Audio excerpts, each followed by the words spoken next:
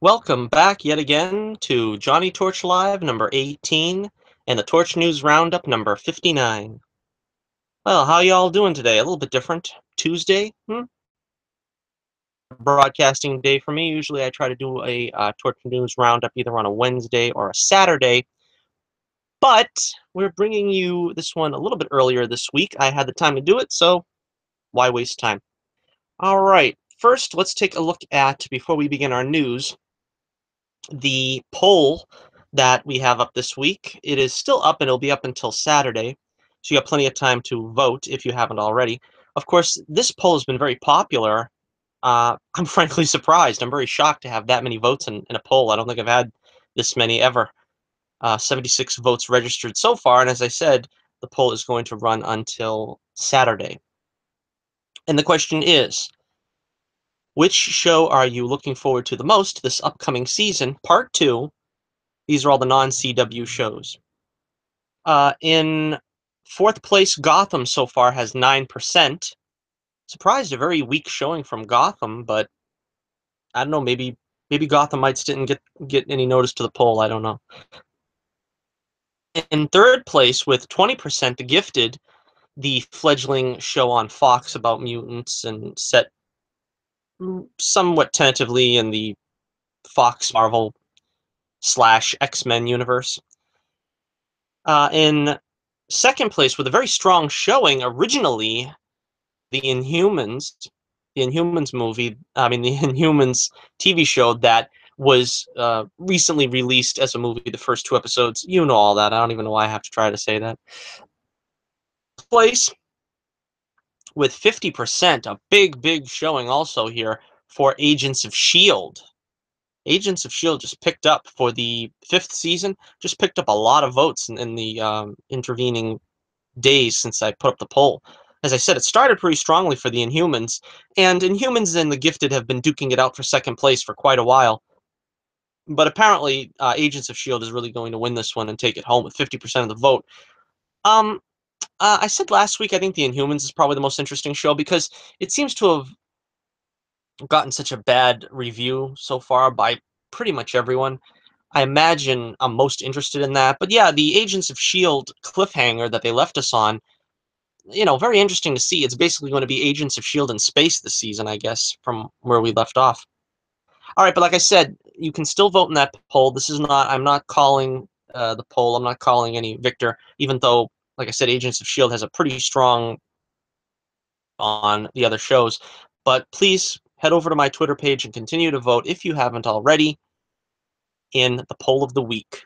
And I try to get a new poll of the week up every week. Sometimes because, like I said, this one took off very quickly and did very well, but sometimes I get like 3 votes and it's like pretty disheartening. I'm not going to start off on another depressing rant like I did last time and I've known to do in the past.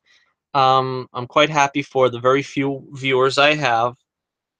Happy few, we band of brothers. So, it'll leave me a message in the comments if you like what I'm doing. I got slightly over 6,000 views now on my cumulative videos, which means only another 4,000 and I can start getting paid. So keep viewing, and hopefully, I don't think they make these payments retroactively. YouTube is just, that's probably a topic for a whole show on their convoluted method of payments. I see other guys doing very well because they get, a couple thousand views a day. I guess I've been in the business here, so to speak, for 2 years come November. Is that when I started? November, I believe. No, I started in September. Yeah, I started in September. So, yeah, technically, this is my 2nd anniversary this year. I believe, yeah, at the end of September. That maybe we'll do something for my anniversary. But for 2 years, I've been making videos, and like I said, I've got roughly over 6,000 views. Bad. All right, let's not waste any more time because I started later than I wanted to because I have to get this whole thing prepped, and it's not always that easy.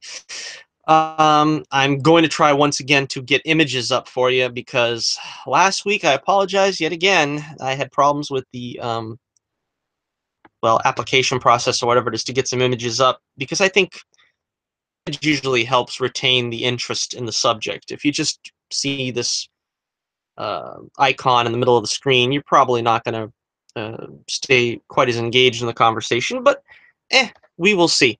All right, let's see if the images work up. We're going to talk about our first story here. Probably kind of old news now, but I think it was worth mentioning because we really don't have a lot of news, to be honest. Patty Jenkins has officially been announced as directing Wonder Woman 2. She, of course, directed Wonder Woman 1. Wonder Woman 2 is slated for release December 13th, 2019, so not too long to wait. We've got about 2 years. It's being reported by Variety that Patty Jenkins is going to be paid $8 million to write, direct, and produce the film, making her the highest paid female director of all time. Good for her. The film so far has made $813 million worldwide. And of course, the Wonder Woman Blu-ray has come out today, so if you haven't picked it up yet, make sure you go out and pick that up. Uh, the local Stop and Shop always puts out the DVD versions for the Tuesday. I shouldn't mention where that is because they probably get them in trouble.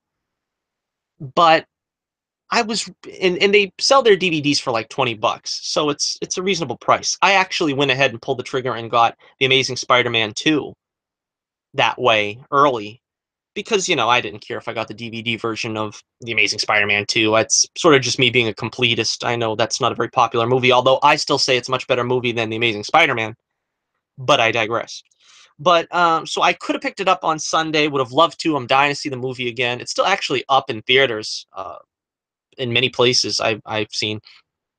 But I'm gonna hold out for the Blu-ray, which means I didn't get to it today. Hopefully, sometime this week I'll be able to pick it up, and because the DVD has plenty of extras from what I could see. See, Warner Brothers is pretty good in this way, where they don't skimp on the um, uh, extended features or whatever they call that behind-the-scenes stuff. They're usually pretty good putting that stuff on the DVD. Have to get the Blu-ray in order to get some decent stuff. Like, for instance, I didn't get the Blu-ray of Batman v Superman. That manner for that matter, because I frankly didn't like them that much, but they still came with some decent extras. That's the word I would think I was looking for, extras. But I think I'll spring for the Blu-ray for Wonder Woman because it was totally worth it. I think most people would agree. I sprang for the extended edition of Suicide Squad because I like that movie too, even though a lot of people don't give it quite the due that I do. All right, so let's move on now. We've got some more news in the television realm. Still in DC, the DC characters. And again, this is taking a while, but here we go. And this again is probably old news. Covered it when it originally came out. Like I said, I try not to cover the TV news all that heavily because, frankly, it's only a couple of weeks before the shows start, and there really isn't a lot of hype to this that, we'll see it eventually. Um, but this is interesting. Katie Sackhoff, of course, Battlestar Galactica fame, even though I didn't really like that Battlestar Galactica. I guess we can go into that some other time. She's going to be playing Blacksmith. I've never heard of this character. Of course, I'm pretty much out of the loop in comics, so I'm guessing she's a past 20 years. It says in the press release that she'll be a recurring enemy of the Flash. Her powers are possessing the ability to fuse organic and inorganic matter together. Very interesting, kind of a Magneto-ish power there, I suppose. Let's see. It says her first appearance during the season will be the 5th episode of The Flash, entitled Girls' Night Out, a crossover with Arrow. So this is not, I don't believe, the crossover across the board with all 4 shows, because they typically do some kind of Arrow Flash crossover, just even if it's the secondary characters meeting up. And I'm guessing that's what this is going to be, her first episode in the show. But she's obviously going to be an ongoing nemesis for Flash this season. The Thinker is the main villain this season, so they're trying, I think, to do a couple of things here because obviously the Thinker is not going to be very physical of a villain, not a physical challenge to the Flash. And yeah, I'm really looking forward to this. I haven't seen the promos. I'm starting to get pretty. I'm not like that typically when it comes to trailers and stuff. Usually, I'm like, sure, I'll see trailers. I'll see trailers, and I draw the line at clips. I don't want to see a clip from a movie or something like that most times. I'm starting in the television realm to not want to see too many trailers. I want to kind of keep it fresh. I don't know why that is. I kind of on that. But very interesting. Let me know in the comments what you think about Katie Sackhoff being in The Flash this season. And we've got more news in DC TV. Back over to the Sci-Fi Channel's Krypton. Very much about. They have cast, and this is interesting, Adam Strange for the Krypton TV show. Now, frankly, I don't know a whole lot about Adam Strange. I think I get him mixed up with Adam Warlock. Isn't he the guy that's like kind of like a ghosty character or something? I don't know. So I am going to look up his well, wiki page or whatever it is on DC site, and I'm going to quote it. So in case you don't know Adam Strange any more than I do, this is what it says. Adam Strange dates back to the 1950s, where he made his comic book debut in Showcase number 7. A science fiction adventurer, Adam boasts a jetpack that allows him to fly and travel through space. While in the past his suit has given him some pretty spectacular abilities, he's by and large a regular human who relies on his skill with his trusty ray gun to get him out of trouble. Adam was born on Earth, but in the comics was teleported to the planet Ron via an elaborate communication device called the Zeta Beam. He became Ron's protector, and using the planet's technology and his skill and wits, alien threats. All right, that's interesting. Ron, I thought that was the Silver Surfer's planet. Wasn't that had something to do with him? That's where he came from. I don't know. It's two different um, universes. When universes collide, that's almost like there's an Atlantis in Marvel. There's an Atlantis in DC. Aquaman has it in DC, and Namor has it in Marvel, I guess. But yeah, the actor, of course, that's his picture right there. That's been cast is named Sean Sipos. He was in the Vampire Diaries, it says here. And the synopsis says here that he will be set for a series regular role. That's interesting. Adam Strange is described as a world-weary human. He will find himself stranded on Krypton as the unlikely mentor to Seg-El, Superman's grandfather. Krypton will in part center on a plot from present-day Earth to eliminate Superman before he's even born, a plot that Seg-El will presumably find himself getting caught up in. So this is very interesting. This is the first I'm hearing of this premise of Krypton in this press release here, where I guess and back and forth from modern times to, well, the past, of course, because Krypton was destroyed several years before the Superman story, where Superman becomes. So time here, it's become a time travel story. Obviously, Adam Strange is the one, I suppose, who is going to get wind of this plot. I don't know who the villain is that is going to try to eradicate Superman from being born and stuff, but this puts a pretty different spin on it from the kind of bland, sort of prequel type backstory stuff that we were told it was going to be.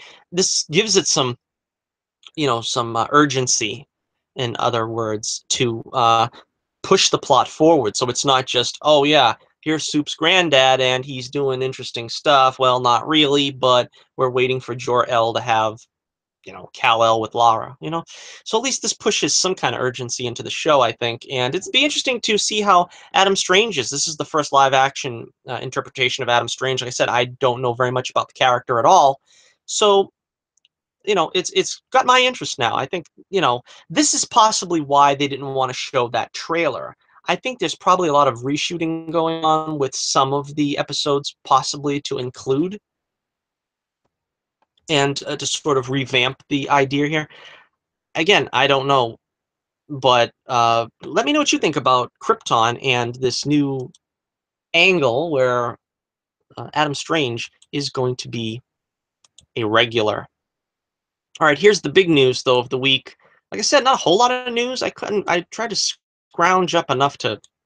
And the big news is it's you know, more than rumor, but not confirmed yet. But well, it is confirmed that Matthew Vaughn has confirmed that he's in talks with Warner Brothers to direct Man of Steel 2.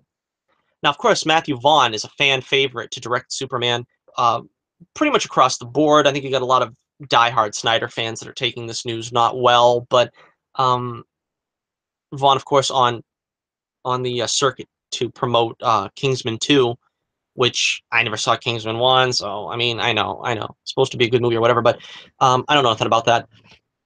But in a recent interview, he says, and this is kind of a weird, disjointed quote, so don't mind me, but Matt Vaughn said, weirdly, if I did do Superman and I made the mistake of telling someone yesterday I've spoken about it, and then wallop, I think my main take would be it's really boring, but make a Superman film. I just don't feel a proper Superman to perfection for that time. Now, here's the important part. I'm interjecting. This is what you call an interjection. This is the important part. Just doing the modern. I want to do a modern version of the Donner version. Go back to the source material. For me, Superman is color, feel good, heroic. He's a beacon of light and darkness, and that's what I think Superman should be. Unquote. So I honestly couldn't have better news than hearing this. I mean, that is what I want in a Man of Steel movie. Um, Good, heroic, and a modern day version of the Donner version. That's exactly what I want to see.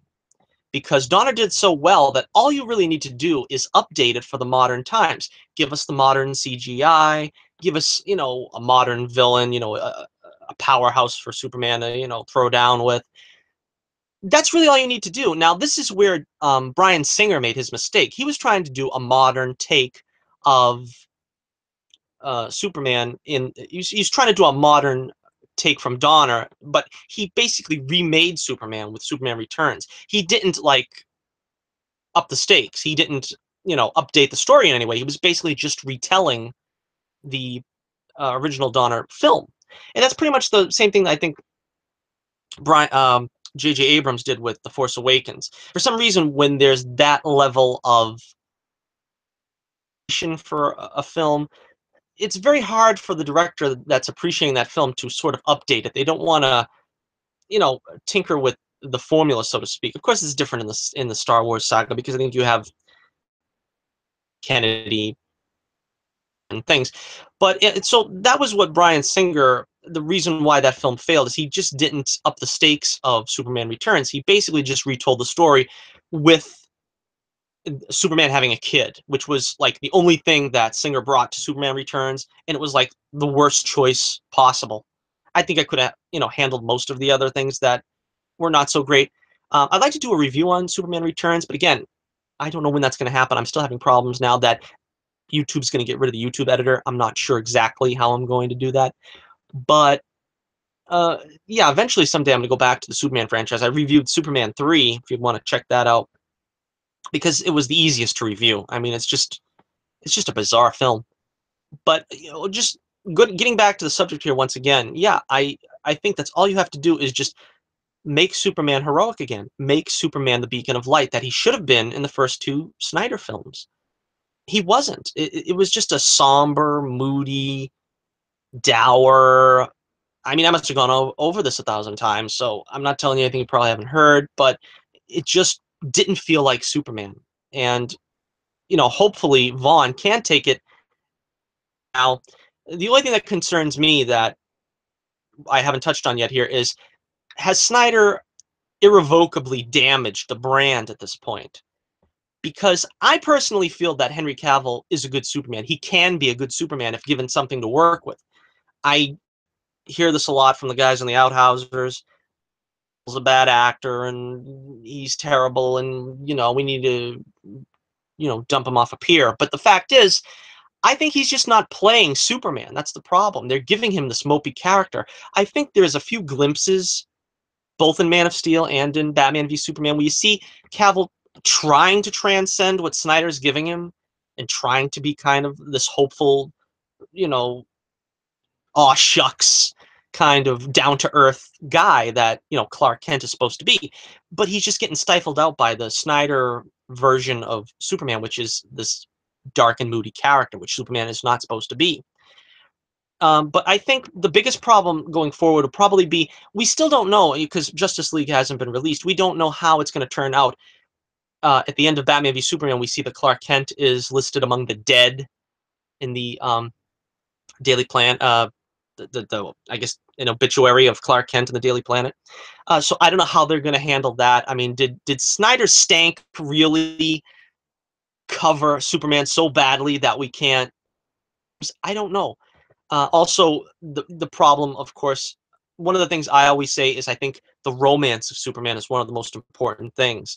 And with now Clark secret being Lois, at least, I mean, I don't really know how you can do a Donner version of Superman with Lois knowing that he's Superman. That was like one of the part and parcel things of the Donner Superman franchise, which is Lois be completely out, in the dark about his secret identity.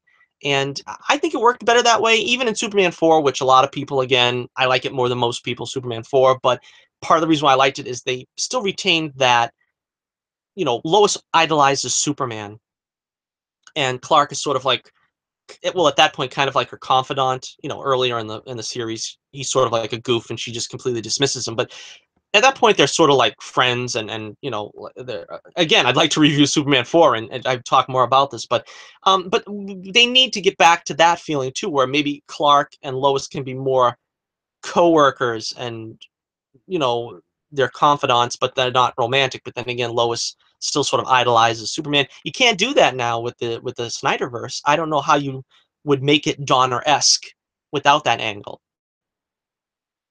I don't know um, how Vaughn can handle this going forward. But again, it's still Vaughn is just in talks. I want to make sure that it's not a done deal yet. I think, well, this isn't the first time we've heard that he's in talks. I think this probably will happen because I don't think that Warner's is that stupid anymore. I mean, I think, they tried to sell everybody on Snyder so hard that it just sort of backfired on them. And I think now they're really trying to get someone with the passion and not just trying to get the name. And, probably not going to work for them anymore. I think probably if they want to throw him something like The Watchmen or something that's outside of continuity, something that's like a one-off, sort of like what I guess they're going to do with the Joker standalone film. Give him something like that where he can stretch his muscles and do what he wants to do and not muck up the continuity for everyone else. I just hope it's not too late that, you know, it's so tainted that they can't fix it going forward. I don't know if they can, but again, hopefully they will. And hopefully going forward, we'll have something really exceptional in the DCEU because I think they have the potential. The potential's there. I think they've got some talent there, but it's just being taken in the wrong direction. Okay, so that is our Torch News Roundup. I want to thank everyone for joining us for that segment. If you're only interested in the show, that's about it. That's about all I could find for news. Going to talk now about. It seems like I have to do this all the time. There is always unfortunately, but I'm going to get into the wrestling portion of the show. Talk about the passing of the legendary Bobby the Brain Heenan. Yes, another favorite of mine from my childhood has passed on. Bobby Heenan was a tremendous manager in the WWF back in the day when I first started watching. He really shined as a commentator, probably what I'll remember him most for. Uh, he passed on. We haven't got confirmation of what he passed on of, but he suffered from throat cancer for quite a while, since the early 2000s, I believe. It was sad to see the toll it took on him because he was a very, vibrant man, and this just really affected him so badly. If you've seen pictures of Roger Ebert, who had a similar illness, unfortunately, you'll know what I mean. It just took a toll on him. Wasn't able to speak for most of the last decade of his life. But Bobby the Brain Heenan passed on at the age of 73, apparently from cancer. Um, of course, Bobby managed some of the greatest wrestlers in the WWF in the early days, including Mr. Wonderful, Andre the Giant, and of course the legendary WrestleMania 3, Hogan, Mr. Perfect, Ravishing Rick Rude, and even Ric Flair for a time, briefly at the end of his career managing. Uh, so yeah, I just want to take a few minutes to talk about Bobby the Brain. I mean, I got into wrestling. I was probably like 9 years old, and that's kind of what was the entertainment factor. Was Bobby the Brain, Bobby and Gorilla Monsoon, of course. Bobby and Gorilla hosting primetime wrestling, one of the great shows of all time. Uh, I'm gonna because I think it's fitting. That's the way I'll always remember them. Uh, Bobby and Gorilla together again, hosting prime time, somewhere up there in the great beyond, calling the matches of all the great legends that are already up there. But that's the way I remember them as a kid. Bobby always on the phone with Miss Betty, trying to get through. Gorilla calling him the Wheeze because he was a weasel. Just great memories. I was going through a lot of them on YouTube. I remember there was a long ongoing stint where Bobby was in a neck brace because I think it was Ken Patera something in the ring, and there was this long ongoing uh, gimmick where he was in a neck brace, and Gorilla kept calling him out as a gold brick, which I never knew what that meant as a kid. That was like introducing me to that term. And they had doctors examining him on the show, and in real life, Bobby had a injured neck from a stunt, I guess, that went wrong in Japan a few years prior, and it did bother him for several years after that. But so I mean, there was probably an element of truth in that, but it was a pretty interesting gimmick that lasted for a couple of months on the show. That was funny.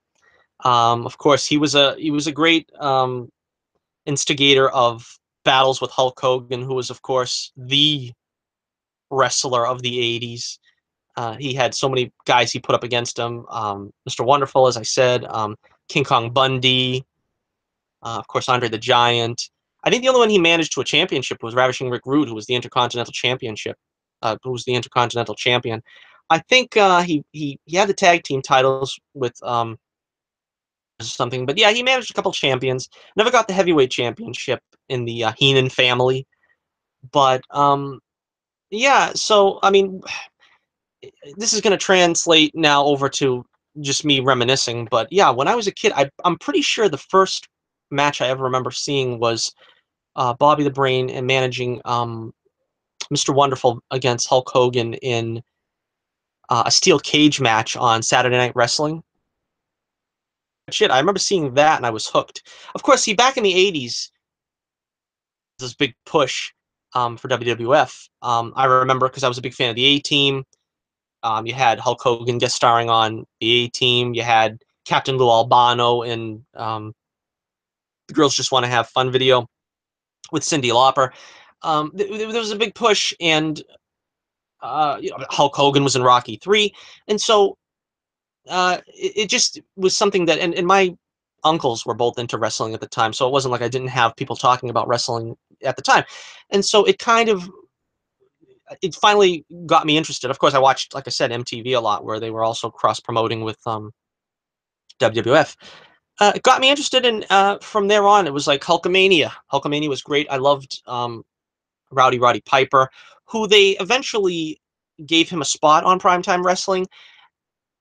Which I love Rowdy Roddy, but I don't know if that was the greatest thing because you interfered a bit with the dynamics of the show because it's like Costello and added in Curly Howard. You know what I mean? It's like, Curly's still great, but he belongs in the Three Stooges. You kind of ruined the dynamic of those two. I think it just became more Heenan and Piper antagonizing Heenan, but those early days of just them two together, Gorilla and Heenan, was great. I mean, um, they did a lot of sketches on location where they, you know, um, they were trying to find Andre the Giant's training camp was one I remember, or when Bobby took a yacht that didn't belong to him out in the sea. There was just a lot of great sketches that I'll always remember.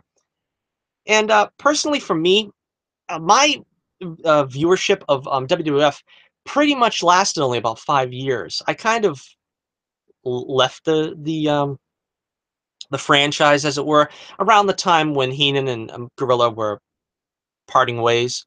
I think it was in the early '90s. Loved Gorilla, and he passed on, unfortunately. I believe it was '97, and he was very close friends with Heenan. Heenan, of course, eulogized him on WCW because Heenan moved over to WCW. That's probably part of the reason why I stopped watching wrestling. Also, because I really wasn't that into the talent because you were moving on from Champion anymore. The Ultimate Warrior was, whom I never really caught into. The Undertaker was coming out. I really didn't feel anything for him. There was a few. I don't. Razor Ramon. I remember briefly. Remember, like I said, and then the Macho Man was with Sensational Sherry and not Miss Elizabeth. It kind of lost its luster for me in the early '90s, and I kind of walked away from wrestling. And Rowdy Roddy was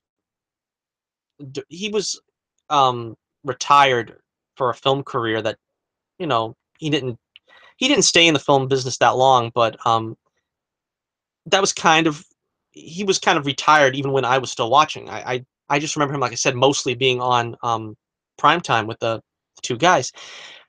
But and then of course when Rowdy Roddy passed on a couple of years ago, I think it's about 2 years ago now. I finally revisited the WWE now, not WWF, because it sparked the nostalgia in me, and I looked up some old matches of Roddy. One of my all-time favorites, of course, was when he was having that feud with adorable Adrian Adonis. I always loved those two guys in their matches. Of course, it culminated in WrestleMania 3, where Piper shaved his head. Adonis, you couldn't get away with that stuff nowadays. That was kind of the thing. It was so funny then, and it's just as funny now. But because of course, if Adrian was like this overweight, effeminate guy with makeup on, smeared on his face, and bleach blonde hair. Of course, you couldn't get away with a character like that nowadays. But to his credit, adorable Adrian, I mean, it wasn't so much that he was a fool, that he was a great, persona, and he really, pulled it off. And he had that great rivalry with Piper, and I remember, and going back to that. So then I decided to check out the current state of WWE because I had, after I pretty much moved on, and I just chalked it up to, well, maybe I've outgrown it, and maybe that's just like, not to offend anyone, but that's kind of like kid stuff. Maybe that's the reason why I got away from it. But I would check back in every so often, and it would be too mean spirited for me personally. Now I know wrestling has always been mean spirited. It was always, I'm going to take you out and then smash in somebody's head with a coconut backstage or whatever. That was all cartoony, that was all fun and games. But then when it started to be like, biker bar theatrics, guys like Stone Cold Steve, and he might be a nice guy in real life. I don't know him personally, but I mean, I just never took to his character or any of the stuff that was going on during the late '90s, early 2000s. I just wasn't interested the few times I did click back and try to see if I could reconnect with wrestling. But nowadays, it's kind of come full circle back to that cartoony style, where it's not really meant to be taken that seriously, and it's still kind of that kind of you know weird machismo factor in it, but I don't know. I find it a little bit more interesting today than it was even in the early '90s. It's a good transition now for me to get into the no mercy matches. But of course, I'm an OG viewer. That means I remember when Mr. McMahon was technically a commentator. He wasn't even a owner of the WWF. I think that was probably the best way to go because back then, it was seen more of as a sport, and you had Jack Tunney as the you know chairman, president, or whatever he was. I mean, you kind of felt like, oh, the commissioner. That's what I think he was, and you kind of felt like it was the same thing as baseball, basketball, football. You had a commissioner, and Jack Tunney was supposedly the commissioner. Of course, he didn't really own the show.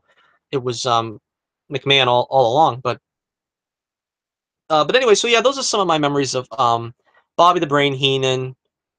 Rest in peace, Bobby, and keep calling those matches up there with Gorilla. And thanks for all the fun that you've as a child. I loved his sense of humor. He had a great sense of humor, sort of like he was this cowardly bully, but he quick with the one-liners. That's one of the things that was great about Bobby that I always wanted to, wish that I could emulate is the one-liners, and just off the top of his head, he was. So okay, now we will move on to my No Mercy uh, picks. Of course, a lot of stuff going on. We've got SmackDown coming up here in a short time. Right now, it's 7:15 if you are on the East Coast. And it's going to be interesting to see because, of course, we're talking about Vince McMahon. He made his return to SmackDown for the first time in quite a while, and he got headbutted by Kevin Owens. So I'm sure looking forward to the resolution of that storyline. But right now, let me just look at the No Mercy. Briefly see gratuitous picture of Alexa Bliss while we go through these. She's going to be wrestling, so it is sort of appropriate.